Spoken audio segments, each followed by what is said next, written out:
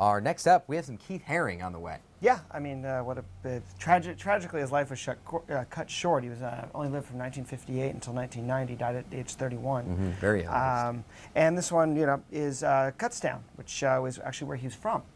A small town in Pennsylvania.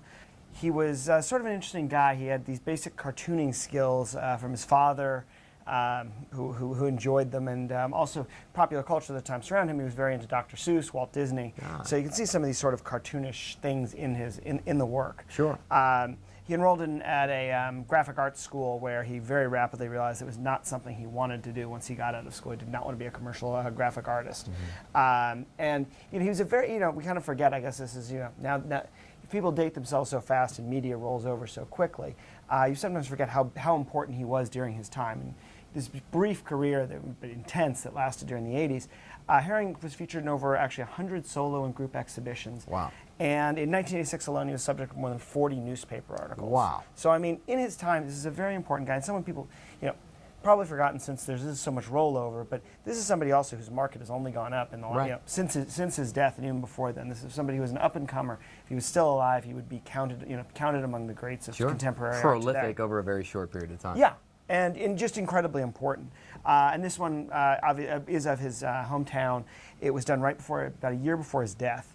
And it's a farmer. This is a farmer and a wife, and actually right above them is an item called a hex sign, which actually doesn't really have any horrible religious meanings or anything dark. They're just sort of these sort of folk art designs.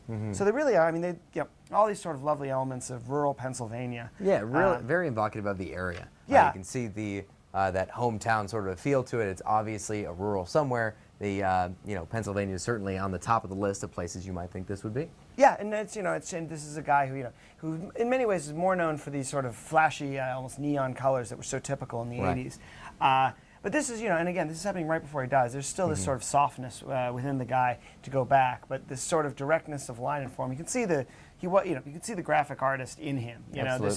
There is a sort of commercial element to it without question, and it's and something that's really nice. It's very reminiscent of things he did. It's sort of a nice combination of his great skills along with this, I think, a very homey touch. Yeah, absolutely. And we have this is a Silkscreen image. We have a gallery listing on this of $8,500. Again, that's what we're looking at for an artist that's he's been gone for some time. Yeah. Like you said, his market has just grown and grown over the past years. Our price today, E&M style, $48.99.95. That's not. And also, I think this one's stamped and signed by Julia Green, who was the executor of the artist's estate. Right. So, if you're looking for authenticity, it really does not get any better than that. Yeah. So, I mean, what a lovely piece. Limited edition of 100 very impressions, I believe. Exquisite condition. I mean, it's a wonderful piece by a very important artist. Yeah, and a great look, great piece to own. Beautiful display on that one. Great.